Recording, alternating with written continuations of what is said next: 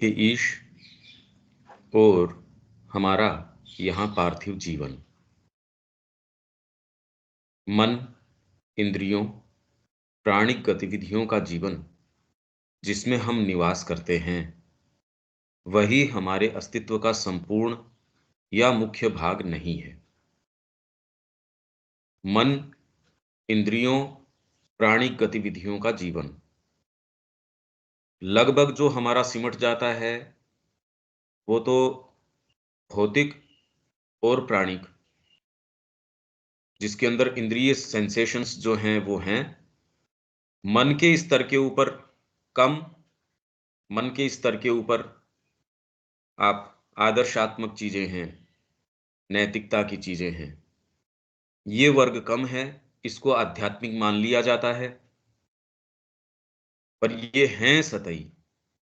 मतलब मन के स्तर के ऊपर कुछ लोग जो आदर्शात्मक बात कर रहे हैं या फिर कोई वैचारिक कोई चीजें हैं, कोई इस तरीके का आइडियलिज्म लेके चल रहे हैं,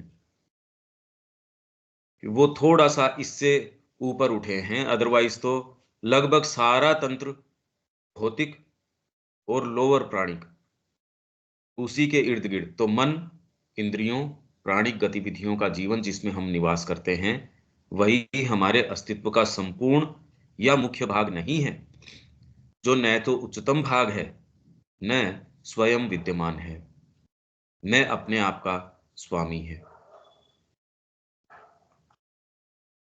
यह तो किसी ऐसी चीज की जो परे है, एक बाहरी कोर मात्र, एक निम्नतर परिणाम, एक हीनतर क्रिया है, जिस जीवन में या जिससे हम आरंभ करते हैं वो ऐसा है। वही अगर मां श्री अरविंद के संपर्क में न आते, या किसी ऐसे प्रभाव के संपर्क में न आते, या भीतर से कोई ऐसी पुकार न आती, तो व्यक्ति इस जीवन में जी के चला जाता है, इस वहम के अंदर कि वो जीवन जी रहा है, ये कोई बताने वाला नहीं।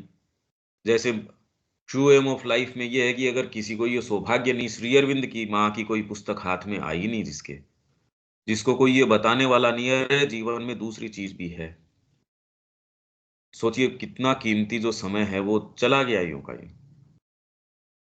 तो ये तो कोई दूसरी चीज है जो इसको अनुप्राणित कर रही है, ये तो बाहरी खोल मात्र है उसका, उसकी बाहरी कोर मात्र है, निम्नतर परिणाम है, हीनतर क्रिया है। एक अतिचेतन सत्ता ने मन, प्राण और इंद्रियों की इस आंशिक और खंडित, इस अधूरी और असंतोषकर चेतना और गतिविधि को विकसित किया है। अतिचेतन सत्ता ने इस आंशिक और खंडित, और ये आंशिक से धीरे धीरे पूर्ण उसी स्तर के ऊपर, उसी परिमाण में होती है जितने के अंदर की अतिचेतन सत्ता इनके थ्रू कितना फ्लॉलेसली रिफ्लेक्ट करती है। भैया आपकी वाणी सही है, सिद्ध है, ये इसके ऊपर है, कितना भीतर हो उतनी वाणी आपकी एक्सप्रेस करेगी। ह्यूमन वाणी, इसीलिए वेद जो है पराकाष्ठा है। मानव वाणी और चिंतन, उसकी जो उछाल पहुंच, उसकी पराकाष्ठा क्या है जी? ये है वाणी यहां तक जा सकती है, उसे अवलंब प्रदान किया है और वही इसका शासन करती है। इस बाहरी और सतही चेतना से उस अतिचेतन की ओर और उसमें उठना ही हमारी प्रगति है, हमारा लक्ष्य है, पूर्णता और परितृप्ति की हमारी नियति है। नियति है हमारी, ये हमारी डेस्टिनी है। और ये नहीं कि आपकी और मेरी अलग अलग है, इस सारों के अंदर विद्यमान है ये चीज। अब ये किस तरीके से, ये एक बड़ी विचित्र बात है, कैसे सामने आती है, कैसे अपने आप को दर्ज करती है, किस तरीके से व्यक्ति एक इस तरीके से जा रहा है, तो ये डिटरमिन कौन करता है? ये सारा मार्ग की, ये तो साधना की पूरी बात हो गई, नियति सारों की। इसीलिए इसके अंदर सिंथेसिस में कि संपूर्ण जीवन सचेतन रूप से चाहे अचेतन रूप से प्रकृति का योग है। योग तो हो ही रहा है, चाहे पत्थर का भी हो रहा हो, योग तो सभी कर रहे हैं, क्योंकि प्रकृति नियति है, ये यहां तक लेके जा रही है। और क्योंकि ये नियति है, मनुष्य एक ऐसी कड़ी है जो कॉन्शियसली इस नियति को स्वीकार कर सकता है। उसमें पार्टिसिपेट कर सकता है। पर प्रकृति को इसमें भी कोई परहेज नहीं है। यदि मनुष्य इसके लिए स्वीकृति न दे, तो उसको आवश्यकता नहीं है कि वो रुके मनुष्य की स्वीकृति के लिए।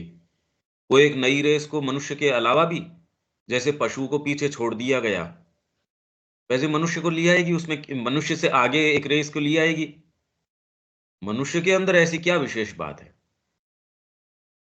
तो ये तो हमारा सौभाग्य या हमारी इसमें बात है कि हमको एक ऐसी कड़ी के रूप में यहाँ हैं हम, कि कॉन्शियसली इसमें अपनी सहभागिता, इसमें कॉन्शियस होके हम ये कहें कि हम आगे जाएंगे। उपनिषद हमारे वर्तमान अस्तित्व की अयथार्थता नहीं, अपितु केवल उसकी अपूर्णता और हीनता का दृढ़ कथन करते हैं। ये बहुत इंपॉर्टेंट ये सेंटेंस है ये। अस्तित्व की अयथार्थता नहीं, कि आपका जो जीवन है वर्तमान वो अनरियल है, ये नहीं कह रहे। जबकि और पद्धतियां ये इसका प्रतिपादन करने के ऊपर हैं कि जगत मिथ्या। अगर उस दृष्टिकोण से आप देखें तो बहुत ही जबरदस्त स्टेटमेंट है ये। उपनिषद बिल्कुल आपके वर्तमान अस्तित्व की अयथार्थता को नहीं कह रहे, उसको असर्ट नहीं कर रहे, अफर्म नहीं कर रहे, दृढ़ कथन उस चीज का नहीं कर रहे। खाली अपूर्णता है, आप जिस स्थिति में हो, और इसकी कोई लिमिट नहीं है। जिस घोर अपूर्णता में है, इससे हमारे असेंशन की कोई लिमिट नहीं है। और हीनता, हम जिस स्तर के ऊपर हैं, वो ये बता रहे हैं भाई ये जो है लोअर हेमिस्फीयर है, इससे हायर हेमिस्फीयर के अंदर आप जा सकते हो।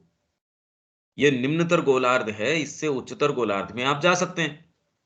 इससे यथार्थता उसकी प्रतिपादित नहीं कर रहे हो कि ये अयथार्थ है। इसलिए उपनिषदों में ये बात नहीं है। भाई हमने डायरेक्टली अप्रोच किया है या नहीं किया है, और हम डायरेक्टली अप्रोच करें तो भी ये हम अर्थ निकाल पाए, ये तो हमारी सक्षमता कहाँ, उसके लिए तो तैयारी चाहिए। हम इंटरप्रेट कैसे करेंगे उनको? पर जब श्री अरविंद ने कह दिया तो हमारे लिए तो इसके अंदर कोई कंफ्यूजन बचता नहीं कि उपनिषद कहीं भी, और उपनिषद वही बात कह रहे हैं जो वेद कह रहे हैं, तो हमारी इस संस्कृति में कहीं भी आपके अस्तित्व को अयथार्थ नहीं बता रहे। मेन बात यह है। और जबकि इतना बड़ा जो प्रतिपादन किया जाता है, या इसका इतना बड़ा एक हवा मचा रखा है कि आध्यात्मिकता का अर्थ ये है, इससे पलायन कर जाओ, ये अयथार्थ है, ये अनरियल है, ऐसा कहीं कुछ नहीं है। भारतीय संस्कृति तो कह नहीं रही ये बात, ये अनरियल है, अपूर्ण कह रहे हैं वो।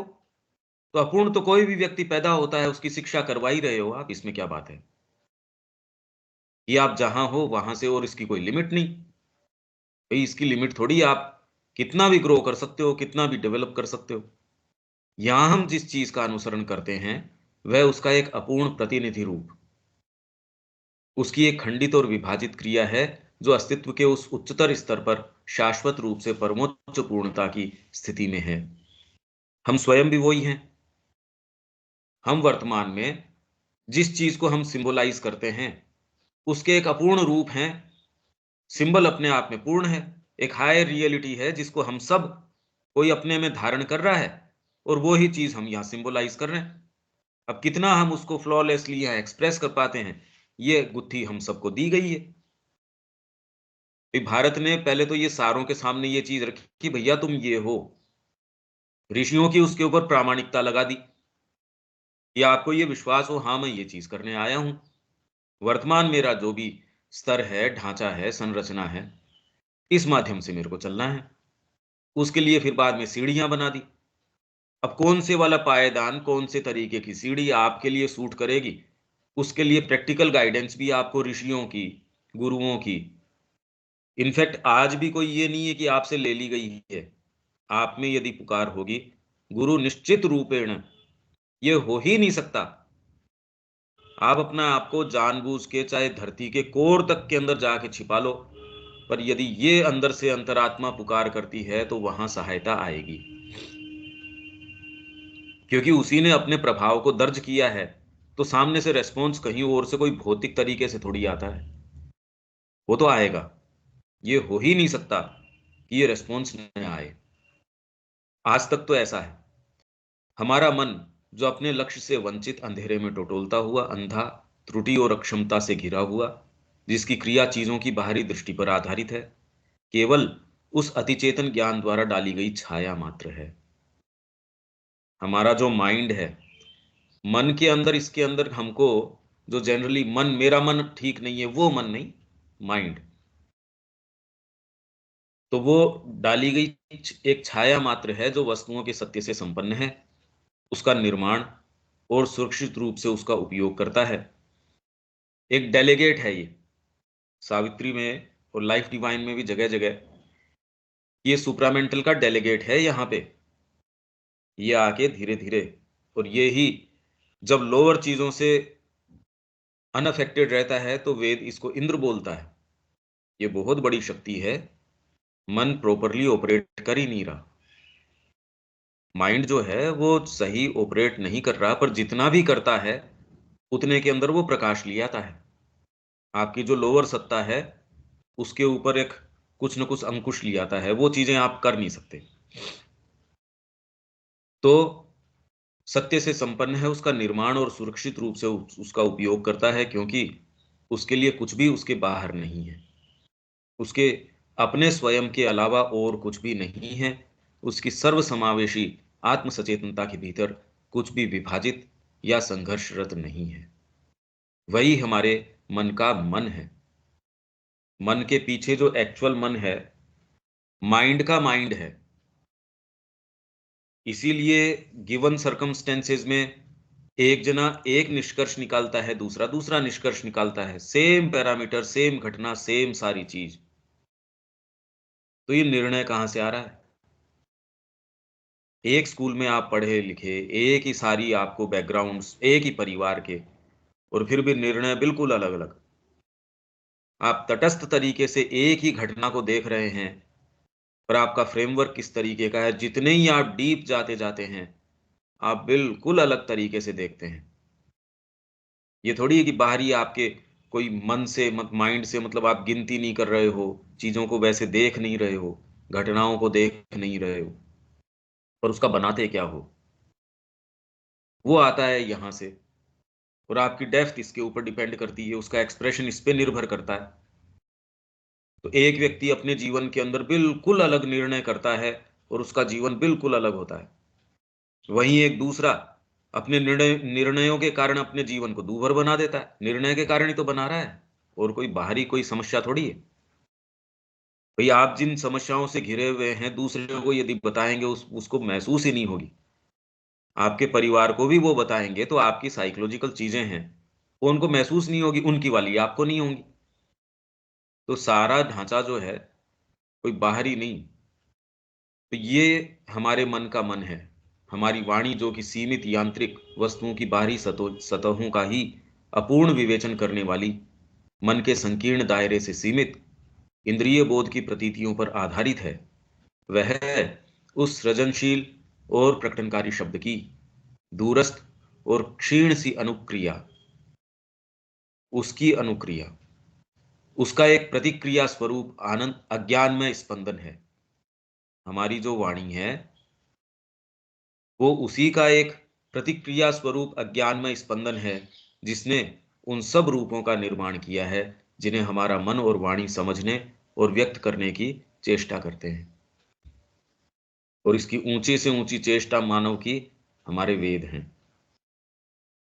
जो हमारे ये जितने सदग्रंथ हैं, ये हाईएस्ट फॉर्म ऑफ स्पीच है, मानव का उच्चतम अभिव्यक्ति का अभी तक जो जो भी कोई आया है सामने अभिलेख, वो वेद, उपनिषद, ये चीजें हैं।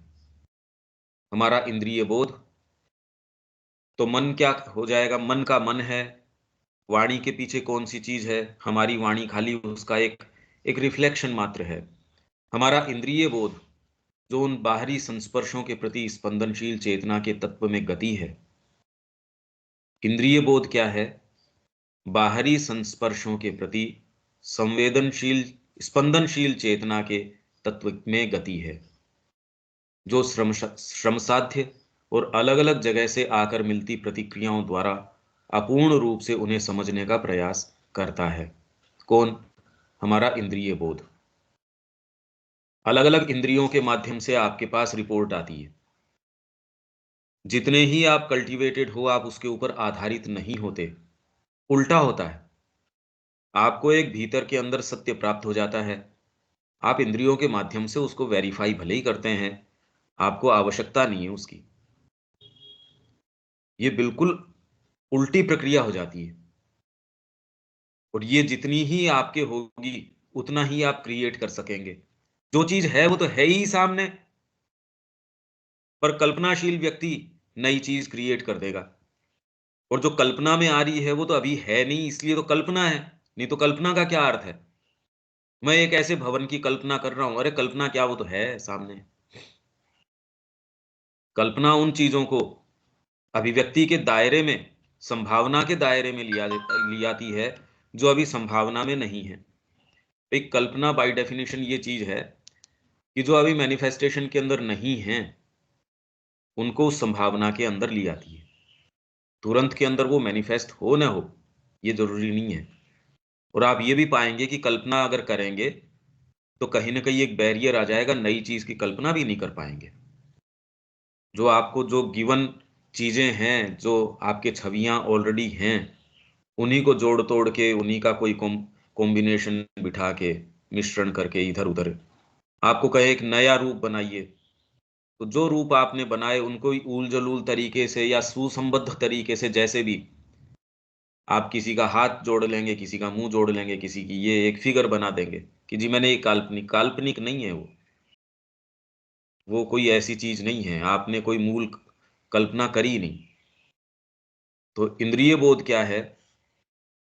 उस परमोच्च इंद्रिय, ये एक दोषपूर्ण प्रतिमूर्ति है, जो उस सबके साथ एकाएक पूर्णतः और सामंजस्यपूर्ण रूप से अपने आप को संयुक्त कर देती है और उसका रसास्वादन करती है, जो दिव्य और अनंत अस्तित्व की आत्म आनंदमय क्रिया में परमोच्च मन और वाणी रचना करते हैं।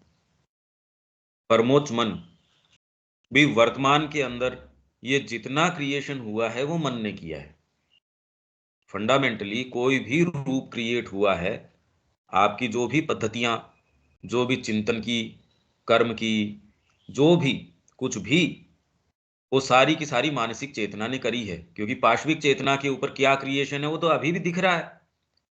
पशु क्या क्रिएट कर रहे हैं? तो ये तो है नहीं कि वही धरती, वही सारी चीज उपलब्ध थी पशुओं को। मनुष्य ने आके मानसिक चेतना के आधार के ऊपर, और एक्चुअल में निर्माण जितना भी हुआ, जिसको हम निर्माण कह सकते हैं, वो उतना ही होता है जितना मन हायर चीजों के प्रति, डीपर चीजों के प्रति खुला होता है। बाकी कोई निर्माण है सच नहीं है। और यदि परमोच्च मन और वाणी हो, वाणी एक बहुत बड़ा आपके माध्यम है, साधन है, इंस्ट्रूमेंट है। इसलिए मंत्र के अंदर शक्ति है। ये कोई शब्द जो है वो मूक भी हो सकता है, वो ज्यादा पावरफुल है। इसलिए आपको श्रुति, श्रुति का अर्थ ये नहीं कि उसमें शब्द हों, ये जरूरी नहीं। इतने ट्रूथ्स हैं आपके कान में, ऐसे प्रोफाउंड ट्रूथ्स यूं निकल जाएंगे, यूं आपको आके कम्युनिकेट कर देंगे, कोई शब्दों में नहीं। शब्द में तो आप उसको अभिव्यक्त करने की कोशिश करो तो हो सकता है एक पूरा ग्रंथ लग जाए। और उस बात ने, और वो देश और काल दोनों से परे है जिस बात ने आपके कान में ये चीज कही, जिस स्पंदन ने। तो वाणी एक, ये वाणी हम ये कहें उसमें शब्द है, ये आवश्यकता नहीं है। वो एक ऐसा स्पंदन है, वो काल और देश के अंदर हो, ये कोई आवश्यकता नहीं है। वो शब्दों के माध्यम से हो, ये कोई आवश्यकता नहीं है। शब्द तो उसको कोशिश करते हैं उस बात को एक्सप्रेस करने की, वो तो अपने आप में इतनी गर्भित है, इतनी जबरदस्त पोटेंट है वो। तो मन और वाणी जिसकी रचना करते हैं परमोच्च, ये बाद के अंदर जो आपके संवेदन है, इंद्रिय बोध है, वो धीरे धीरे उसको, भाई और संवेदन किसका करोगे? कल्टीवेशन इसी बात का तो है। एक बिल्कुल सेंसेशन के ऊपर जीने वाला व्यक्ति है, वो खाली इन्हीं संवेदनों के ऊपर। तो जितने ही आप स्थूल हो, उतना ही तड़क भड़क वाला भोजन चाहिएगा, उतना ही तड़क भड़क वाला जीवन चाहिएगा। जितना ही स्थूल व्यक्ति है, उनके खेल आप देखोगे, उनको मार धाड़ के जो है ये बिल्कुल, जिसमें रक्तपात वगैरह, उनका पीड़ा देने का, जैसे ये चाइनीज का, जापानीज का उत्पीड़न के इनके जो तरीके हैं, आप देखो कितने भयंकर हैं उनके। मार काट में इनमें इतना रस आता है, इस संस्कृति में हमको नजर नहीं आती ये चीजें। यहाँ तो युद्ध को भी इतना ह्यूमेन बना दिया गया, इतने ज्यादा उसके अंदर आप नियम और धर्म उसके ऊपर लागू कर दिए गए कि उसकी विभीषिका है वो लगभग समाप्त हो गई। आपको यदि ये कह दिया जाए कि आपको क्रोध इन इन अनुशासनों में करना है, तो आप कहें यार क्रोध अनुशासन के अंदर, ये तो एक ऐसा पैशन, एक ऐसा आवेग है, ये तो सारे अनुशासनों को तोड़ देता है। वही इन्होंने अनुशासन के अंदर की, इस तरीके से आप लड़ोगे, इस समय पे लड़ोगे, जो बूढ़े हैं या बच्चे हैं, स्त्रियां हैं, उनके ऊपर हाथ नहीं लगाया जा सकता, जो युद्ध में आए हैं निहत्थे के ऊपर नहीं किया जा सकता, इस समय सीमा में होगा, इस तरीके से होगा, जो जिस समय जाना चाहे उस समय जा सकता है। और कितने कितने कितने कितने उस समय के जो धर्म रहे होंगे, तो युद्ध की विभीषिका को भी एकदम शांत कर दिया उन्होंने। तो आप भीतर से क्या हो वो आपके हर चीज में एक्सप्रेस करेगी। हाँ, युद्ध तो ये आ जाएगा 19वें में, हमारा जो 19वां वॉल्यूम है उसके अंदर ये बात आ जाएगी कि आपका वो युद्ध क्यों, क्योंकि जब तक मनुष्य की प्रकृति विभाजित है तब तक युद्ध तो एक है ही। आप बाहर से नहीं करोगे, आपके भीतर तो संघर्ष चल ही रहा है। आप कौन सा एक होमोजेनस बीइंग हो, तो एक व्यक्ति में ये ऐसा नहीं है तो समष्टि में भी यही बात रिफ्लेक्ट करेगी।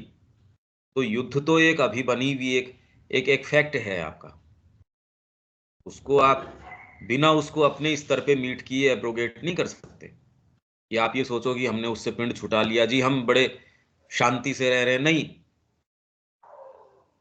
आप कह रहे हो मैंने उसको गालियां नहीं निकाली, ये करके आपने उसका और ज्यादा नुकसान कर दिया। मैंने उसको थप्पड़ नहीं मारा।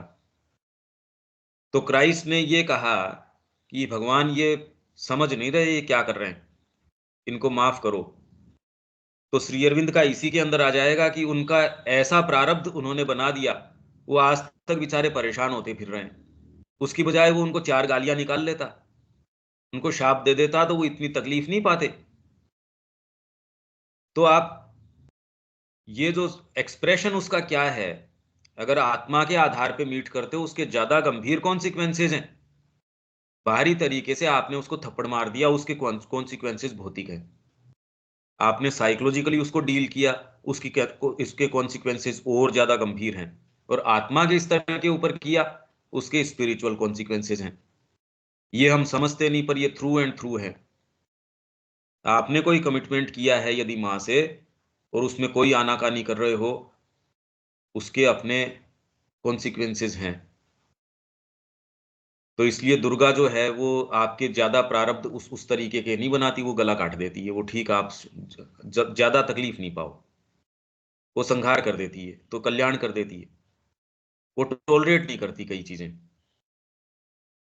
हमारा जीवन जो कि मन और शरीर से जुड़ा हुआ शक्ति, गति और अधिकार वृत्ति का श्वास है, ये दिखा रहे हैं। आपके मन से शुरू किया, मन है, फिर बाद में आपकी वाणी है, आपके जो स्पंदन है, मतलब आप कैसे रिसीव कर रहे हैं इंद्रिय बोध से, आपका जीवन, ये सारा का सारा कैसे चेंज हो जाता है, कैसे ये एक डीपर चीज का एक्सप्रेशन है। ये एक एक चीज को ले रहे हैं। और अच्छा होगा कि आप एक एक चीज को लें, आपकी वर्तमान मन की जो दशा है और एक्चुअल में क्या होगी, उसकी वर्तमान में और आइडियल स्थिति, ये दोनों को कंपेयर कर रहे हैं। हमारा जीवन जो कि मन और शरीर से जुड़ा हुआ शक्ति, गति और अधिकार वृत्ति का श्वास है। श्वास मतलब उसका वातावरण है, उसका परिदृश्य है, और बाह्य रूप द्वारा प्रतिबंधित है, अपनी शक्ति में सीमित है, अपनी गति में अवरोधग्रस्त है। कितनी भी मेरे अंदर डीपर एस्पिरेशन भी आ गई तो जीवन को ये 1 सेकंड में आपको यील्ड नहीं कर देगा। वो कहता ना ना, कहाँ जा रहे हो, प्रश्न कर लेगा, कहाँ भाग रहा है भाई, रुक जा। शरीर रोक लेगा, मन रोक लेगा, प्राण रोक लेगा, कहाँ भाग रहे ये हो, अनेक अधिकार, है जी। ये अधिकार विभूति का मतलब ये पजेस करने यहाँ की, पे क्या पजेस करना चाहते हो आप। अभी तो जो जिसको आप प्रेम भी कहते हो उसके अंदर भी अधिकार वृत्ति है। पजेस करना चाहते हो, डिवाइन को भी पजेस करना चाहते हो। हर चीज के अंदर जीवन और कुछ नहीं, अधिकार वृत्ति है कि मैं पजेस कर लूं। शक्ति, गति और अधिकार वृत्ति, पजेशन का श्वास है। आप अगर देखोगे, सब चीज निगल जाने की ओर है, आत्मसात करने की ओर है। जिससे ज्यादा आप जिसको कहते हो प्रेम करते हो, उसको निगल जाने की वृत्ति है। इसलिए पशुओं के अंदर जो ये कह रहे हैं, कुछ बच्चों को मां निगल जाती है, तो माता जी कह रही है आउट ऑफ लव वो ऐसा काम करते हैं। हमारे अंदर भी यही है। जिसको बच्चों के प्रति हम प्रेम कहते हैं, वो यही वाली वृत्ति है। ये जनरली, स्पेशली इंडियन पेरेंट्स में ज्यादा है कि ये तो बस मेरी आंखों के सामने ही रहे, बाहर नहीं जाए। जिसको ज्यादा आसक्ति, अरे बड़ी ये तो बड़े घनिष्ठ प्रेम में है। घनिष्ठ प्रेम का मतलब आप तो उससे आप निकल गए उसको, नहीं तो आप ही कहें कोल्ड है, इसके अंदर वो वाली वाइब्रेंसी नहीं है, अरे ये क्या प्रेम। नहीं तो आप उसके अंदर विरह है, अभिमान है, अधिकार बोध है, ये मेरा है, ये मेरा प्रेमी। मतलब और दूसरे बातों की तो छोड़ दीजिए, जिसको आप है तू प्रेम भी कहते हो, उसके अंदर बड़ी अधिकार वृत्ति है, ये मेरे को मिलता क्यों नहीं। ये वृत्ति तो है ही है। जीवन हमारा इसी तरीके का है। विरह आ जाएगा। ये तो लेटर्स पढ़ो आप कि मेरे को यहाँ साधना में कुछ मिल ही नहीं रहा, यहाँ क्या कर रहा हूं मैं, कि मेरे को कुछ मिले, पजेस करूं मैं। प्रेम के अंदर, प्रेम में भी जितना, भाई आपको जो इंटेंसिटी है प्रेम की, मानवीय भाषा इसी को समझती है। मैं इसके बिना नहीं रह सकता, मैं ये नहीं कर सकता। बड़े सुंदर सुंदर इसके ऊपर काव्य चीजें, और जबकि उसका एक्सप्रेशन ऐसा हो, कोई आवश्यकता नहीं है। तो अधिकार वृत्ति का श्वास है, और बाह्य रूप द्वारा प्रतिबंधित है, अपनी शक्ति में सीमित है, अपनी गति में अवरोधग्रस्त है, अपनी अधिकार वृत्ति में बाधित है। अधिकार कितना कर लोगे कि ज्यादा से ज्यादा मार के खा जाओगे आप। जिससे ज्यादा आपको ये होता है, भाई इसके बिना तो रह ही नहीं सकते, ये तो मेरे आंखों के सामने ही रहना चाहिए, ये वैसा ही काम करना चाहिए। गुरु बना लिया मैंने, मैं गुरु के प्रति पूर्ण रूप से समर्पित हूं। पता चला गुरु जी कोई इलिसिट एक्टिविटीज के अंदर संलग्न है, अरे यार ये क्या गुरु हुए, ओहो ये तो बड़ा गड़बड़ हो गया, आपके बड़ा आघात लगता है। ये क्या हुआ, क्योंकि आपकी जो अधिकार वृत्ति है, गुरु तो इसी तरीके से होना चाहिए जितना मैंने उसका फ्रेमवर्क बना रखा है। गुरु उस चौकटे से बाहर कैसे जा सकता है।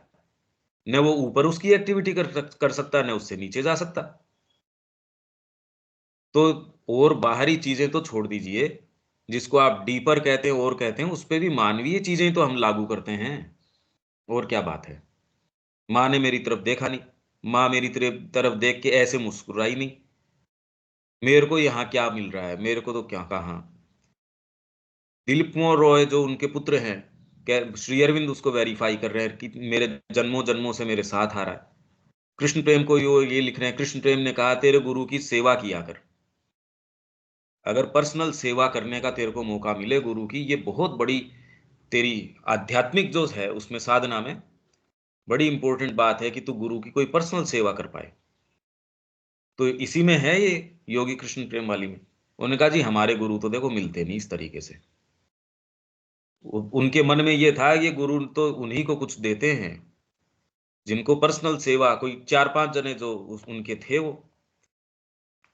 अब वो लिखते भी थे, श्री अरविंद ने बहुत बार पत्रों में क्लैरिफिकेशन भी दिया है, भाई जैसे तुम्हारी एक्टिविटी है वैसे एक्टिविटी से ज्यादा इनको और कोई ये नहीं, कि ये तो साहब सुप्रामेंटल की पूंछ ही पकड़ के लिया है ये पांच जने जो मेरे पास हैं, बाकी जो है वो अभिशप्त है, डूम्ड है वो। उनको तो मैंने यूं डाल दिया कि तुम्हारी नियति अंधकारग्रस्त है, तुम रहो नीचे, और साल में 4 बार दर्शन कर लिया करो, या लिख के दे दिया करो मेरे को, बस इतने की तुम्हारी नियति है। जो मेरे विग्रह को रोज देख पाते हैं, सुबह शाम मेरी सेवा कर पाते हैं, मेरे शरीर को पोंछ पाते हैं, मेरे को कपड़े पहना पाते हैं, वो तो सुप्रामेंटल लोक के अंदर रमण कर रहे हैं। ये पत्रों के अंदर बहुत बहुत पत्र इस तरीके के हैं। भाई दिलीप मोहन रॉय की शुरुआत ही यहीं से हुई थी, जब कृष्ण प्रेम ने सन्यास ले लिया था। उनका बहुत मेरे को गहरी पीड़ा रही, नींद नहीं आई लंबे समय तक, ये देख के अरे उसने क्या कर लिया ये। उनको तो पहले ही समस्या मैंने पढ़ के बताई थी कुछ समय पहले, रे उसमें उसको 1200 रुपए मिलने लगेंगे महीने के, 800 तो अभी मिल रहे हैं। और ये वहां बीएचयू के अंदर गया है, वहां इसको 300 रुपए मिल रहे हैं। यहाँ इसको जो है वाइस चांसलर बन जाता अपनी खुद की क्षमता के ऊपर, वहां क्या मिलना है इसको। उसमें भी बड़ा इनको धोखा सा महसूस हुआ उसके बाद, जब इन्होंने सन्यास ले लिया तब तो कहना ही क्या।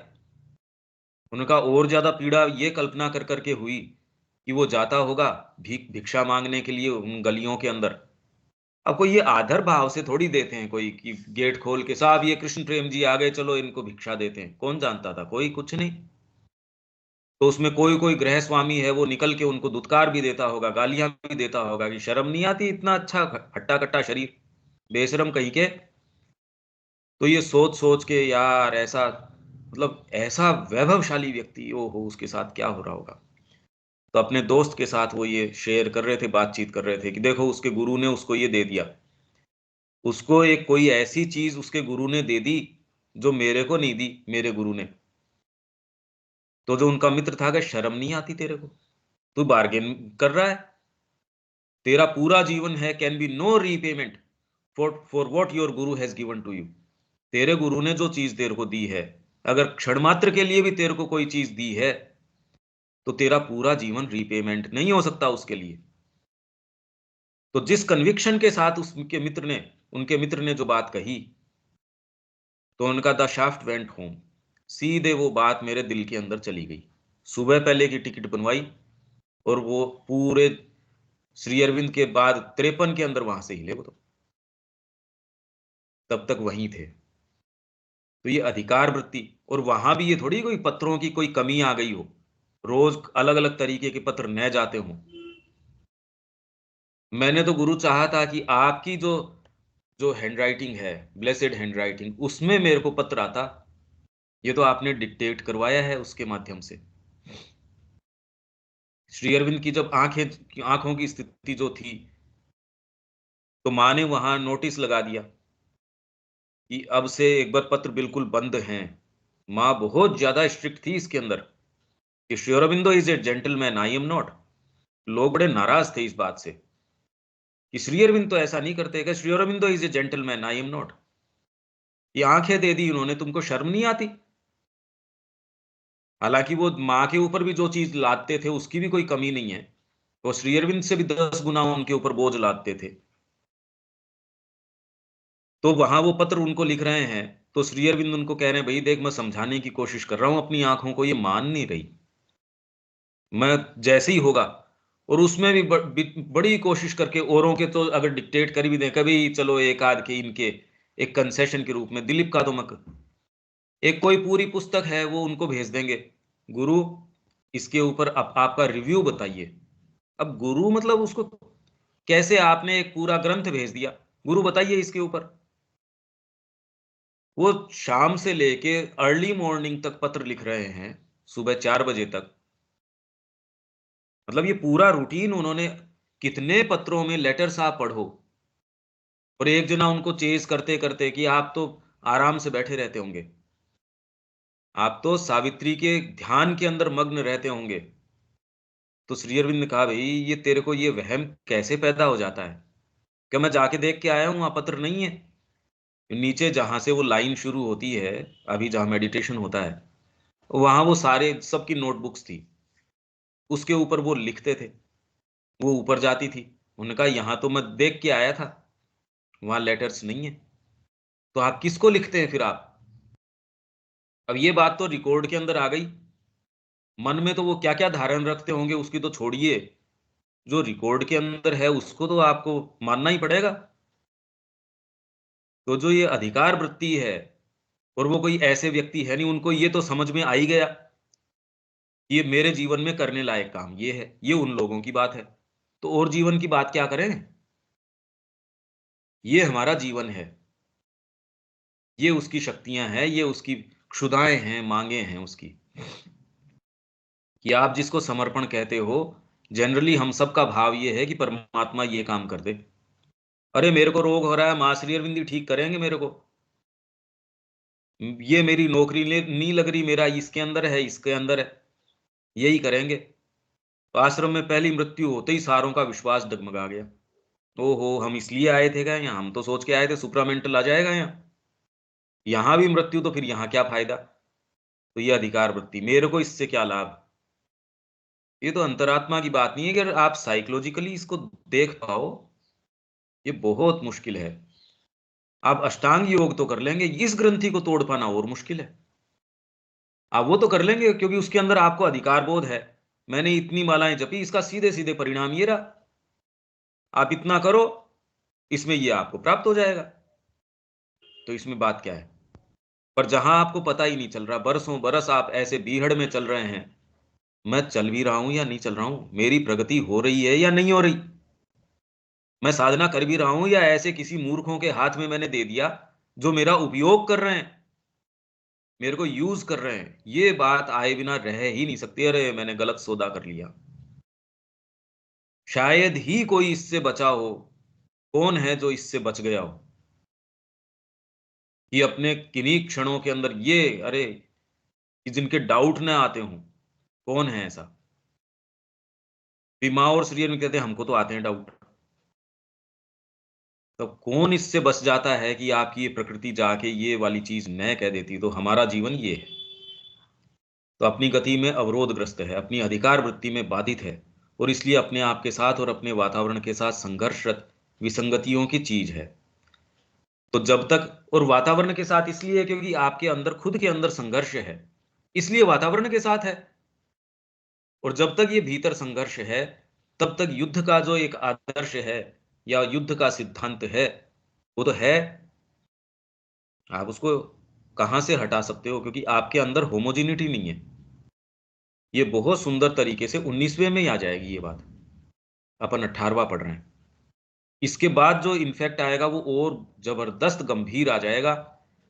गीता आ जाएगी उसके बाद में, और उसमें एक ओवरव्यू या ऐसे कॉन्सेप्ट्स हैं जो आपको लगेगा समझ में आ गए। पर समझ क्या आ गए? जैसे अब ये इतना सा अपन ने खोला अधिकार वृत्ति वाली, आप तो सारे पत्र पढ़ो, उस जगह आप अपने आप को खड़ा करो, तब समझ में आता है कि इतनी, हमको इन व्यक्तियों की बात नहीं कर रहे। बड़े सिंसियर व्यक्ति हैं, सारी बातें हैं, पर प्रकृति है वैसी है, व्यक्ति की बात थोड़ी है इसमें। तो वातावरण के साथ संघर्षरत विसंगतियों की चीज है जो क्षुधाग्रस्त और असंतुष्ट है, जो निर्णायक रूप से एक लक्ष्य से दूसरे लक्ष्य तक गति करती रहती है, और उनकी बहुलता को न तो समाहित कर सकता है और न उन्हें बनाए रख सकता है। हमारा जीवन जो अपनी भोग की वस्तुओं का भक्षण करता है और इसलिए अपने भोगों में क्षणिक है, क्षणिक है, वह जीवन केवल एक ऐसे संयुक्त, अविभाजित, अनंत जीवन की, ये जो इन्वर्टेड कोमास में है, ये सच्चा अभी वर्तमान में क्या है और इसका आइडियल स्वरूप क्या है, एक खंडित गति मात्र है जो सब कुछ अधिकृत करने वाला और नित्य परितृप्त है। सारे के ऊपर उसका वो ही एंजॉय कर सकता है। तो परमात्मा जो गीता में कह रहे हैं, मैं ही सब यज्ञों का भोक्ता हूं और प्रभु हूं।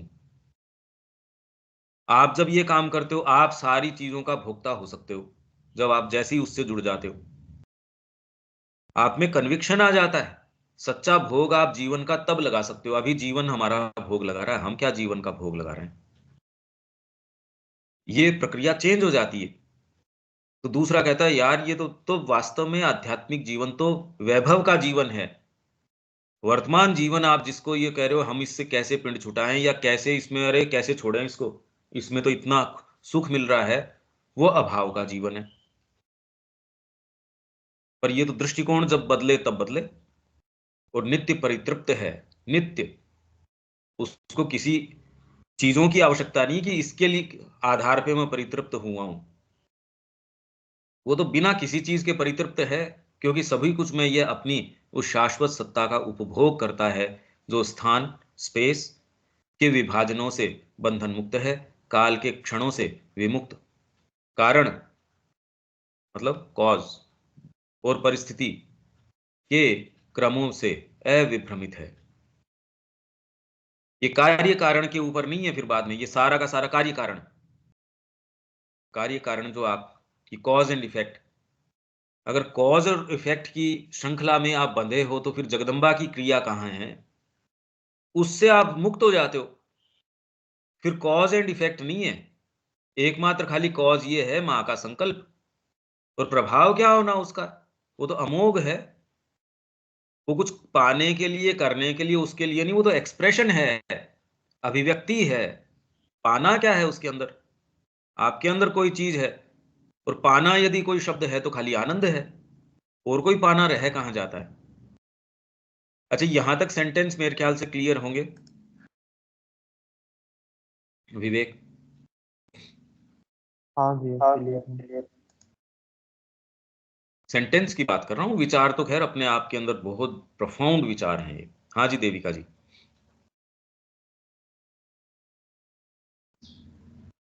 हाँ जी, क्लियर है कॉन्टेक्स्ट। हाँ, सेंटेंसेस ये रिलेटिवली ठीक हैं।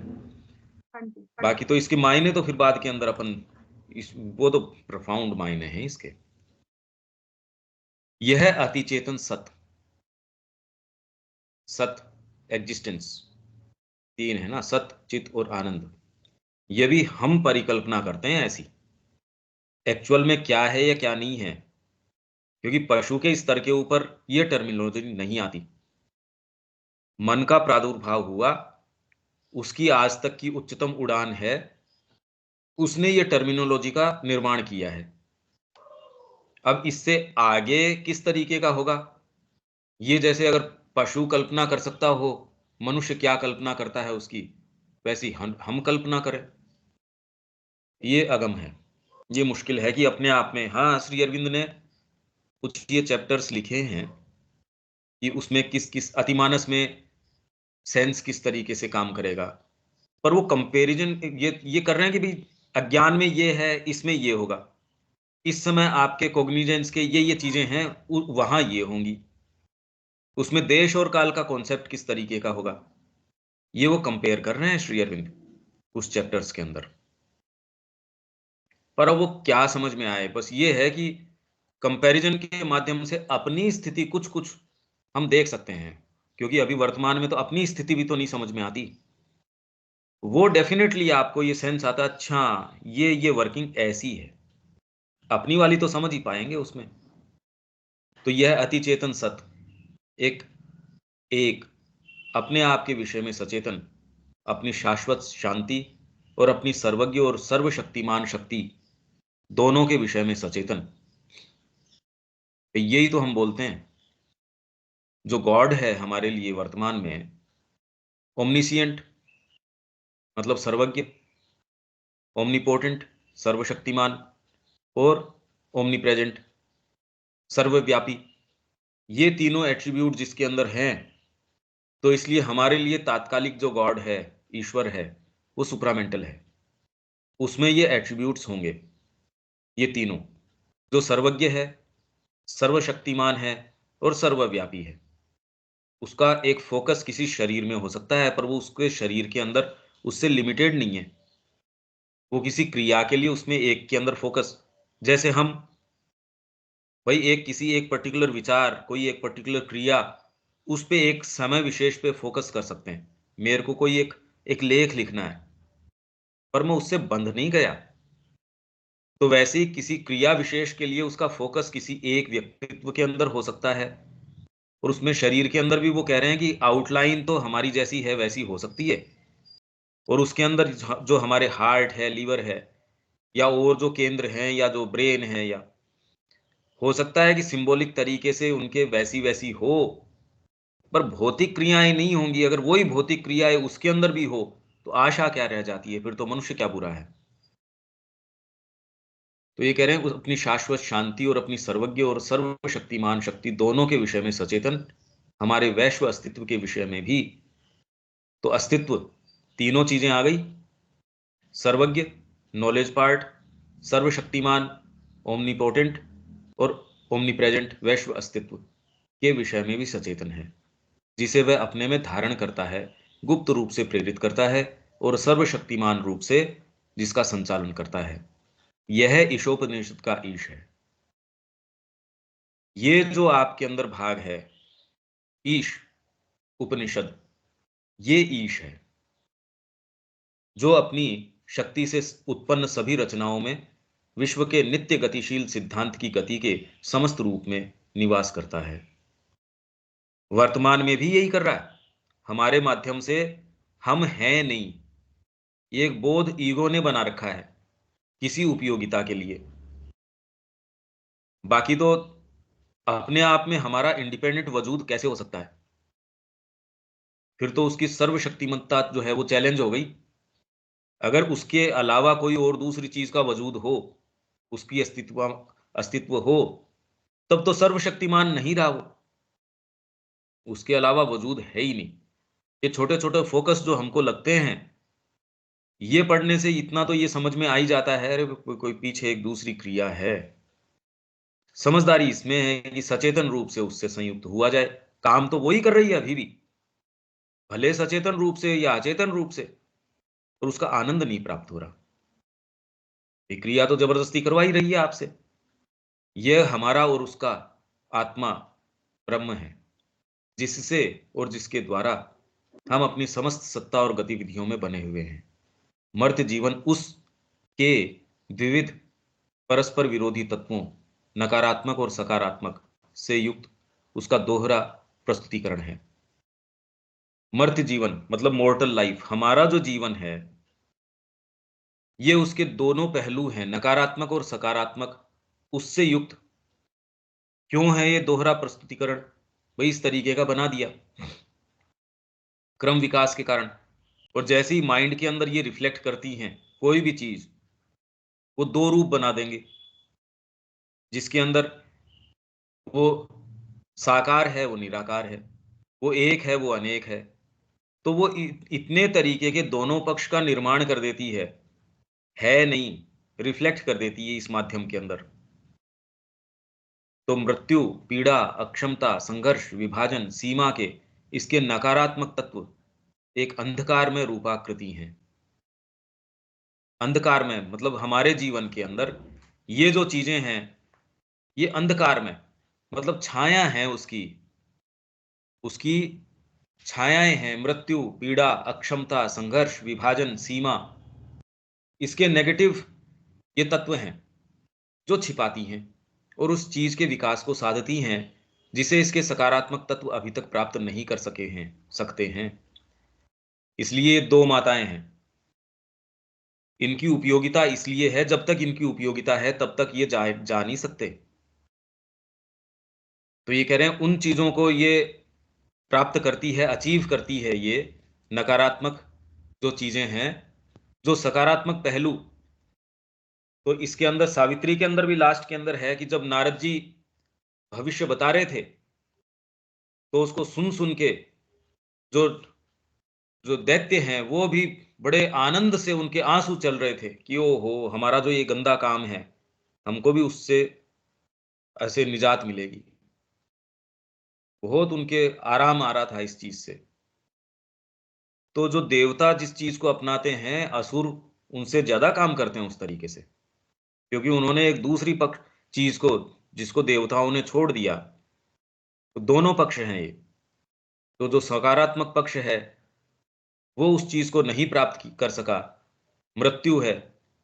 अगर मृत्यु हटा दी जाए वर्तमान परिदृश्य में से, पीड़ा हटा दी जाए, इन सारों को टैकल किया है सावित्री, तो कर ही रही है फेट के अंदर, वर्ड ऑफ फेट, और इस सारों के अंदर ईविल की, फॉल्सहुड की, इनकी समस्या क्या है। यही अपनी बुकलेट भी है इस टाइटल के ऊपर, ईविल, फॉल्सहुड, ये सारों के ऊपर। और गंभीर है वो। भाई पहले तो ये प्रश्न हो हमारे कि भाई बात क्या है ये। गीता में भी आएगा, गीता में ये प्रसंग आ जाएगा 19वें में कि क्या है ये। क्योंकि संसार में आके व्यक्ति ये कहता है, यार ये जब आप कह रहे हो ये तो परमात्मा तो कल्याणकारी है, तो फिर ये रूप कैसे? तो बहुत से फिर बाद में धर्म अपने अपने तरीके से इसके जस्टिफिकेशन देते हैं। कोई इसमें कह देता है कि कोई एक राक्षस भी है, कोई एक शैतान भी है, भगवान तो अच्छा ही अच्छा कर रहे हैं, ये राक्षस गड़बड़ करता है। भारतीय संस्कृति को कभी इसकी आवश्यकता नहीं हुई। उसने कहा संहारकर्ता जो काली है वो भी माता है, इसके अंदर शिव का जो स्वरूप है तो सारे को निगल जाता है। या वैश्व रूप, जो विश्व रूप का दर्शन किया रहे, वो तो संहार करता भी है। तो उसको अपनी आंखें झुकाने की, कहीं भी संकोच करने की आवश्यकता नहीं। वो उसमें भी वो तो परमात्मा को देख रहा है, कल्याणकारी जननी के दर्शन कर रहा है उसके अंदर। वो तो हर पक्ष के अंदर, जबकि और दूसरे धर्म हैं उनको विचारों को ये कह नहीं पाते, क्योंकि उतनी उनकी स्पिरिट कैथोलिक नहीं है, व्यापक नहीं है, विस्तृत नहीं है। ये बहुत सुंदर तरीके से ये 19वें में भी आएगा, सावित्री में है ही, लाइफ डिवाइन में भी है। तो सकारात्मक तत्व अभी तक प्राप्त नहीं कर सकते हैं। अमरता स्वयं को मृत्यु के रूप में जीवन में छिपाती है, जीवन से छिपाती है, उससे छिपा लेती है कि आप अभी हो जाओ। ऐसी स्थिति में अगर आपको ये कह दिया जाए कि जी अमर हुआ, और अमरता का मतलब ये जीवन आपको जबरदस्ती धारण ही करना पड़ेगा, आप कहेंगे ये तो वरदान किसका हुआ, ये तो अभिशाप हो गया। एक कौवा यदि अनादिकाल तक कौवा ही बना रहे और चेतना के अंदर कोई वृद्धि न कर पाए, तो ये वरदान कहाँ हुआ। और अगर आपके जीवन को लंबाया न जा सकता हो, या उसके यौवन को मेंटेन न किया जा सकता हो, और आपकी वृद्धावस्था तो बढ़ती रहे, और अब आप उसको चाहे जीवन गल जाए, आपका शरीर गलता रहे, सड़ता रहे, जी मर नहीं सकते, ये तो भयंकर काम हो गया आपका, तो त्रिशंकुवत हो गए। अब आनंद स्वयं को दुख के रूप में आनंद से छिपाता है। ये चीजें अपने आप को अपनी इन छायाओं से, इन अवर रूपों से, या अपने ही इन प्रतिरूपों से इनको छिपा लेते हैं। अनंत शक्ति स्वयं को अक्षमता के रूप में परिमित प्रयास से छिपाती है। प्रेम का संलयन स्वयं को संघर्ष के रूप में कामना से छिपाता है। एकता स्वयं को विभाजन के रूप में अधिग्रहण वृत्ति से छिपाती है। एकता, क्योंकि आपका एकत्व है, पर यहां विभाजित हो, शरीर से विभाजित हो। भावना से आप कितने भी एक हो सकते हो, आप आलिंगन कर सकते हो, पर पूछिए जिनको बड़ा प्रगाढ़ प्रेम है, वो ये चाहता है हम एक कैसे हो जाएं। अरे भाई, शरीर भी एक हो जाए हमारा, तो जिससे हम प्रेम करते हैं। तो आप कितना भी कस के आलिंगन करते हो अपने प्रेमी से, तो भी एकता, तो भौतिक एकता तो कहां से साधित कर लोगे। तो माँ जो है इतने प्रेम के कारण, अरे मैं इसको अलग से नहीं रख पा रही हूं, तो निकल जाओ इसको। तो अधिग्रहण वृत्ति, अधिग्रहण वृत्ति किसका रिफ्लेक्शन हुआ, आपकी जो प्रोफाउंड जो आपकी एकता है। अब बाहरी तरीके से आप ये सोचो निगलने से, अरे निगलने से थोड़ी एकता होगी। अनंतता स्वयं को सीमितता के रूप में विकास से छिपाती है। सकारात्मक तत्व ब्रह्म क्या है, इसका संकेत करते हैं, परंतु वे कभी भी वह नहीं होते जो ब्रह्म वस्तुतः है। सकारात्मक रूप से आपने निरूपण कर दिया ब्रह्म ये है, ये है, ये है, ये है, तो आपने वो पक्ष छोड़ दिए जो वो नहीं है, नहीं है, नहीं है। तो वेद इन दोनों से परे चला जाता है। वो कहता है नेति नेति, इन बातों में पकड़ में नहीं आता, इति इति अफर्मेटिव भी है। और वो दोनों को रिकंसाइल करके कहता है अरे इनसे परे आगे चलो, ये इनमें भी मत रुको। तो यदि आप ये कहते हो कि ब्रह्म ये चीज नहीं है, तो आपने अफर्मेटिव तरीके से आपका विधेयात्मक स्टेटमेंट तो कर ही दिया।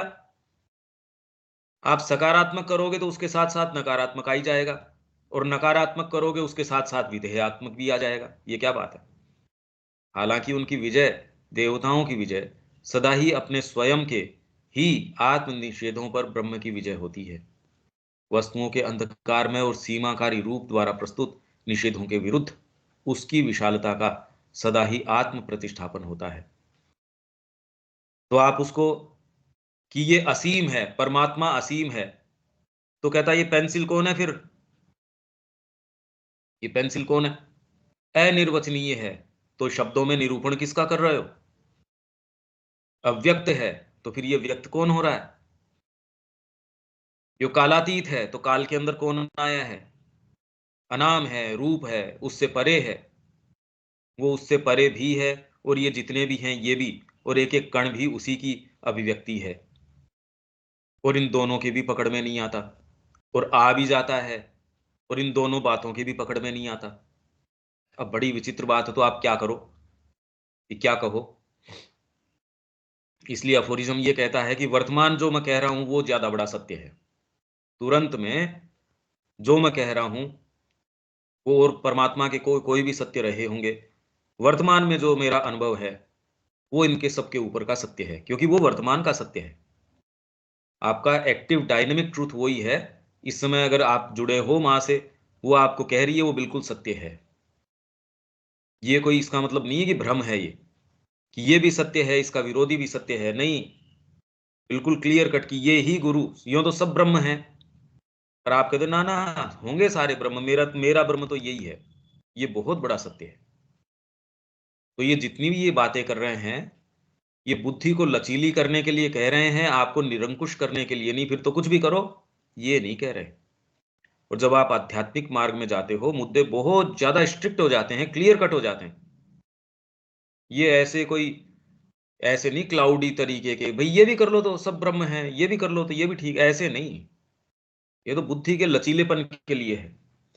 फिर भी ये केवल एक विशालता ही नहीं है, अभी तो निरपेक्ष अनंतता है जो स्वयं ब्रह्म है। और इसलिए चीजों की इस दोहरी रूपाकृति के भीतर हम अपने आत्म स्वरूप को, अपने उच्चतम को प्राप्त नहीं कर सकते। प्राप्त करने के लिए हमें परे जाना होगा। और परे भी कितना जा सकते हो, और आपसे परे है नहीं। 12वां वॉल्यूम हमने शुरू किया था तो पहला ही टाइटल उसका क्या था, सर्टिट्यूड्स। कि भले आप अनंतता को तो पालोगे, आप अपनी ही सत्ता के बॉर्डर्स तक नहीं पहुंचोगे, क्योंकि आप स्वयं अनंत हो। आप सुप्रीम तक पहुंच जाओगे, आपकी अपनी जो सत्ता है उसके बॉर्डर्स तक आप नहीं पहुंचोगे। वो तो हमेशा ही आपको बुलाएंगे अपनी ओर। वो इतने व्यापक हैं, उतने विस्तृत हैं, और तभी आप इनके संपर्क में आ सकते हो, नहीं तो कभी नहीं आ सकते थे। इस अस्तित्व के सकारात्मक तत्वों की हमारी खोज, मन प्राण इंद्रियों के देवताओं की हमारी पूजा। अब ये आ गई ना पूजा। और कौन से वाले देवताओं की पूजा करते हो? गीता ये कहती है कि यक्षों की पूजा करने वाले यक्ष के पास जाते हैं, गंधर्वों की पूजा करने वाले गंधर्व के पास जाते हैं, देवताओं की पूजा करने वाले देवताओं के पास जाते हैं, मेरी पूजा करने वाले मेरे पास आते हैं। तो हम सोच के कोई भी, हम थोड़ी जा रहे हैं यक्ष के मंदिर में जा रहे हैं या गंधर्वों के मंदिर में जा रहे हैं। आपके मोटिव तय कर देंगे। और देवता और कोई दूसरी चीज है नहीं। यही तो जगत को आप कैसे देखते हो, इंद्रियों का भी निर्माण यही कर रहे हैं, आपके गठन का पूरा निर्माण वेद में यही बात हम करके आए। अब ये सारी पिक्चर जब तक आप नहीं जोड़ें, तब तक कोई सा भी सेंटेंस, इसीलिए ये पूरा जब श्री अरविंद का साहित्य मान लो, ये तो चयन ही है, खाली संचयन है। पर इससे भी आप बार बार इनके आपस में लिंकेजेस बनाएंगे और करेंगे, ये वेफ्ट बहुत व्यापक, मतलब सार्वभौम तरीके का वेफ्ट निकल के आएगा। ये कोई सामान्य सी चीज नहीं है, और हर एक चीज दूसरी को प्रकाशित करेगी, और ये दूसरी तीसरी को, और सारे के अंदर प्रकाश फैल जाएगा ये। क्योंकि एक क्लैरिटी है वो दूसरे को क्लियर करेगी। अपने आप में अकेली चीज नहीं है, वो पूरा वेफ्ट है, पूरा ताना बाना है। तो मन प्राण इंद्रियों के देवताओं की हमारी पूजा केवल आत्मा की वास्तविक प्रसव पीड़ा की केवल एक तैयारी मात्र है। कल मैंने यही कहा, ये आपके रिएक्शंस हैं। ये आप पुस्तक पढ़ते हैं, सेशन करते हैं, आप इस मार्ग में जा रहे हैं, मां से प्रार्थना करते हैं, सारे के सारे एक प्रसव पीड़ा की तरह है। अंतरात्मा आना चाह रही है। अब उसके अंदर, उस प्रसव पीड़ा के अंदर आप जबरदस्ती उस पीड़ा को और बढ़ा देते हो। अगर इंटेंसिटी हो तो फिर बाद में मैनिफेस्टेशन जल्दी हो जाएगा। जैसे माँ ने ये कहा, वो एक उन्होंने पेंसिल से एक डायग्राम बनाया। आप यूं यूं यूं जिगजैग जिगजैग जिगजैग से मूव करते हो, और एक जो सीधा चलता है वो फोकस तरीके से बिल्कुल सीधे लक्ष्य तक जाता है। एक जो है वो 20 किलोमीटर 50 किलोमीटर इधर जाएगा, फिर 20 किलोमीटर 50 किलोमीटर इधर जाएगा। यात्रा करी नहीं उसने, उसी पॉइंट के ऊपर मुश्किल से। और यदि हम अपने आप को परिपूर्ण करना चाहते हैं, तो हमें इस निम्नतर ब्रह्म को छोड़ना और उस उच्चतर ब्रह्म को जानना होगा। उदाहरण के लिए हम अपने मानसिक विकास का अनुसरण करते हैं, हमें कुशल विचार शक्ति और विचार प्राप्ति से संपन्न मानसिक प्राणी धीराहा बन जाते हैं, ताकि हम मन के विचार के द्वारा स्वयं मन से परे शाश्वत तक जा सकें। क्योंकि मन और इंद्रियों का जीवन सदा ही मृत्यु और सीमितता का अधिकार क्षेत्र है। उसके परे अमरता है। और परे मतलब ये नहीं कि इसको छोड़ के आप जाओगे कि मृत्यु हो जाएगी उसके परे चले जाओगे, तो मृत्यु तो हो ही गई, इसके क्षेत्र से परे, मतलब मृत्यु और जीवन दोनों आपके लिए घटनाएं मात्र हैं। तो परे जा सकते हो, नहीं शरीर छोड़ के जाके परे जाओगे तब तो मृत्यु होएगी, परे कहाँ गए, आप तो उसी दायरे के अंदर हो। तो अमरता का इनका अर्थ है एक ऐसा जिसके अंदर आप दोनों को ही अपने उपयोग में लेते हो, फ्रीली आप काम में लेते हो। वैदिक अमरता का यही अर्थ था, क्योंकि भौतिक अमरता का कॉन्सेप्ट उस समय श्री अरविंद कह रहे हैं भाई ये क्लियर है नहीं अभी, उस समय नहीं था ये। नहीं तो नया तत्व क्या है जो श्री अरविंद लेके आए, भौतिक अमरता नहीं। अब ये इसके अंदर पूर्णाहुति इस बात की इसमें कि भौतिक अमरता भी होगी। जब तक यहाँ पृथ्वी पे मृत्यु है, चीजें जो है सुखांत नहीं होंगी, दुखांत ही होंगी। कितनी भी बड़ी कुछ भी कर लो आप, आज तक कितने अवतार सारे आए, अंत दुखांती है। तो ये तो वो कह रहे हैं, जबकि फंडामेंटली जो कॉन्सेप्ट वेद का है, इससे परे जाने का मतलब अमरता का ये अर्थ है कि मृत्यु और जीवन दोनों ही आपके लिए सीढ़ियां हैं, आपके उपयोग करने के यंत्र हैं। नहीं तो अगर जीवन से बंध गए तो भी एक बंधन है, मृत्यु से बंध गए तो भी बंधन है तो बंधन ही दोनों के दोनों। तो ये तो अमरता कहाँ हुई, इससे परे जाना कहाँ हुआ, ये अपना यहां हुआ। ठीक है, इसमें मेरे ख्याल से तो सेंटेंसेस लगभग तो ठीक होने चाहिए, अगर किसी के अंदर। हाँ जी देविका जी। आनंद वो अपने आप छुपाए हुए हैं। हैं और जी। ऊपर लाइन में था एक, आनंद अपने आप को दुख में छुपाए हुए है, ऊपर की लाइन थी। तो हाँ वो हाँ क्यों है। वो वो आप दिखा रहे थे लाइन ना, ऊपर है लाइन, हाँ, तो वो लाइन क्लियर नहीं है कि आनंद कैसे अपने आप। आनंद छिपा लेता है, क्योंकि जैसे ही आप पीड़ा में होते हो, पेन, जो पेन की प्रॉब्लम को जो टैकल किया है इसमें लाइफ डिवाइन में भी, पेन आपको इंटेंसिफाई करता है। कोई भी आपको, जो हम पढ़ के भी गए थे अर्ली कल्चरल राइटिंग के अंदर, इसमें ग्रीक्स ये मानते थे कि पेन या फिर दुखांत या ट्रेजेडी जो है वो कैथारसिस, पवित्र करती है आपको। जब आप डीप पेन के अंदर होते हो उस समय आपके जो आसक्तियां हैं और हैं वो थोड़ी सी लूजन होती हैं। उतना उसमें फिर बाद में आप ये नहीं कि आप डीप पेन में हो तो भोजन में, सोने में, खाने में, पीने में, सेंसेशंस में, इनमें रस नहीं लेते। तो पेन आपकी जो बाहरी कई कड़ियां हैं उनको लूजन करता है और आपको इसके लिए तैयार करता है। पेन एक ऐसी चीज है जो आपकी भूमि को खोद के प्लाव करके नई फसल के लिए तैयार कर देता है, इसलिए पेन को काम में लिया गया। तो if human heart was not force to want and weep, अगर अभाव और उसके पीड़ा, ह्यूमन हार्ट को अगर इससे जोता नहीं जाता तो कभी वो तैयार नहीं होता मानवीय एडवांस कोई अतिमानस की ओर। आपको डीप कोई जब तक तकलीफ ना हो, साधना के अंदर भी आपकी सेफ्टी कब होती है, जब आप माँ के अलावा कोई दूसरी चीज के अंदर आप करते ही, टच करते ही आपको इतनी पीड़ा होती है। नहीं तो फिर बाद में आप डगमग डगमग करते रहते हो, इसका पता कैसे चले, इसका कैसे चले, अरे पीड़ा तो होती है, पता कैसे चले, पीड़ा होएगी तेरे को, तू कर ही नहीं सकेगा, इतनी पीड़ा होगी। उसमें कोई कोई मोरल नोशन की या कोई सिद्धांत की वो बात नहीं है, पीड़ा इतनी होगी आप कर नहीं सकोगे, बाहरी व्यक्ति को समझ में नहीं आएगा ये बात। भाई ये करने से क्या फर्क पड़ता है यार, ना ना फर्क पड़ता है। माँ ने जो मेरे को कहा है मैं तो स्पेसिफिकली वैसे ही करूंगा हूं बहू। हाँ, दूसरे की चेतना में उससे फर्क नहीं पड़ता, आपके तो फर्क पड़ेगा। इसलिए जो पीड़ा है आपको, पहली शुरुआती यही चीज है यहाँ। मानव को अगर पीड़ा और ये चीज न लगाई जाए तो वो डीपर कोई चीज की सर्च करेगा ही नहीं। और जैसे ही आपकी कोई पीड़ा होती है तो इंटेंसिफाई तो डेफिनेटली आपको एफर्ट में कर ही देता है वो। और जैसे ही आप इंटेंसिफाई करते हो तो आप ये पाते हो, अरे ये इसके लिए है, ये आनंद की ओर ले जाने के लिए था ये आपको।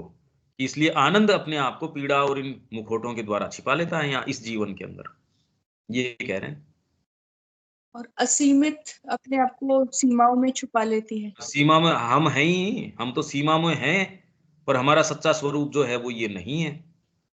सीमा में, कितनी सीमाओं में तो हम बंधे हुए, हम सारे के सारे चाह के भी। माँ का काम, ये सब जने यहाँ बैठे हैं, कोई ये ऐसा थोड़ी है बहुत डीप एस्पिरेशन है। सीमाएं हम कितनी महसूस करते हैं, और जितना ही आप आगे जाने की कोशिश करते हो उतनी सीमा ज्यादा महसूस करते हो, उतने ही ज्यादा बंधन महसूस करते हो। भाई जितनी ऊंची पहाड़ी पे जाओगे उतना ही सांस के लिए आपको ये करना पड़ेगा, वो हो सांस नहीं आ रहा। यूं आप समतल उस पे चल रहे हो, उसमें क्या जोर आएगा। सीमाओं को तो तब महसूस करोगे जब आप उन बॉर्डर्स के ऊपर जाओगे और उनको तोड़ने की कोशिश करोगे। तो जितना ही प्रगति करोगे उतना ही सीमा आपको महसूस होगी, दूसरे को कोई सीमा नहीं महसूस होगी। और निम्नतर ब्रह्म, निम्नतर ब्रह्म कौन, क्या वो, और उच्चतर ब्रह्म।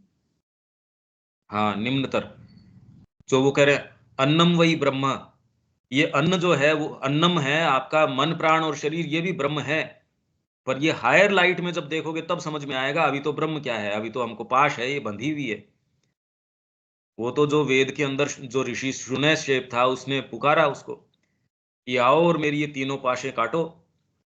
और जबकि अपने आप में मन प्राण शरीर ये तीनों है नहीं, ये तो ब्रह्म के ही स्वरूप हैं। लोअर जो एग्जिस्टेंस आपको जो महसूस होती है, लोअर और हायर बचती नहीं फिर बाद में। जो अभी ये भ्रम है, ये एक्चुअल में ये ब्रह्म है। तो ये जो निम्नतर है, इससे आप उच्चतर में जाते हो, और वो उच्चतर में जाना आना क्या है, बस मतलब ये एक ही बन जाता है, निम्नतर और उच्चतर नहीं। फिर आप फिर माँ के लिए कोई भी काम कर रहे हैं वो साधना हो गई। माँ के पेट्रोल पंप पे पेट्रोल भर रहे हैं तो साधना हो रही है। और यूं आप पेट्रोल कोई भरते रहो, उससे कोई साधना थोड़ी होगी। ये तो माला जपोगे उससे भी नहीं होगी, कोई बाहरी प्रक्रिया से थोड़ी कोई साधना होगी। वो तो भीतर उसके पीछे साइकोलॉजी क्या है, और अचूक है ये, इसमें भ्रम हो नहीं सकता। और कोई सेंटेंस? बाकी बाकी तो आप इन सेंटेंसेस को अंडरलाइन कर लीजिए अपने जो आज की है शुरू से। अगर कहीं कोई भी क्लैरिटी नहीं हो, कल आप शुरू में कोई भी आप में से, वो बहुत अच्छा होगा।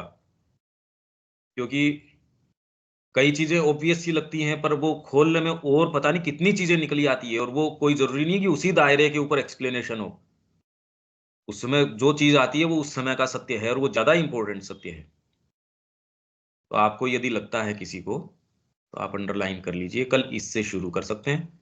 अलग से फोन करना चाहें अलग से कर लें। ठीक है रविकांत जी। मैं ये कहना चाह रहा था कि ये मैंने तो अंडरलाइन पहले ही कर रखा है, और मैं इसको 5 बार ऑलरेडी पढ़ चुका हूँ, और ये बहुत ही जबरदस्त आर्टिकल है। ये इतना प्यारा लिखा है, इतना बढ़िया लिखा है कि शब्द नहीं है मेरे पास कहने के लिए। बहुत ही प्यारा आर्टिकल है ये। आप कह भी रहे थे कि बहुत ही जबरदस्त चीज है ये, तो बहुत अच्छा। क्योंकि ना बार बार पढ़ने पे ही कई चीजें खुलती हैं। एक बार पढ़ नहीं खुल पाता है, ये सब इतना टफ लैंग्वेज है कि एक बार में सिर पे से ऊपर से निकल जाता है। फिर हम देखें बार बार, जब तक 4-5 बार नहीं पढ़ेंगे तब तक समझ में नहीं आता है ये चीज। बिल्कुल सही बात है ये। और अपनी आगे की यात्रा है, बहुत जबरदस्त आनंद की यात्रा है, पर मुझे पता गंभीर है, यात्रा है। मैं आजकल गीता पढ़ रहा हूँ। गीता मैंने करीब 400 पन्ने पढ़ ली है। तीसरी बार पढ़ रहा हूँ गीता, बल्कि मैं श्री अरविंद की। इसके अलावा तो कोई गीता मुझे आज तक अब अच्छी नहीं लगी जो श्री उसमें अरविंद की। अपने 2 भाग हैं जो यहाँ से अपनी है, उसमें कमेंट्री के साथ में है जी जी। वो। हाँ, मेरे पास हाँ, 3-4 सेट है इसके। तो वो आप शुरू करो, हाँ, वो पढ़ूंगा मैं। उसमें साथ में कमेंट्री है। क्योंकि अभी जो अपन 19वां वॉल्यूम आएगा उसमें तो ओवरव्यू आएगा और बहुत डीपर इश्यूज आएंगे, वो कल्पना से परे हैं। जी। एनी हाउ, पर अब ये पुस्तक अपनी जो जो हम पढ़ रहे हैं, ये प्रेस में जाने की उस पे है। अब सारों से ये है कि इसमें आपकी भागीदारी ये है कि सर्टेन नंबर ऑफ वॉल्यूम्स की, भाई इतने मेरा मेरा इतना इतना दायित्व है, उतने लेके फिर आप अपने पास रख लीजिए और उसको आगे लेके जाइए।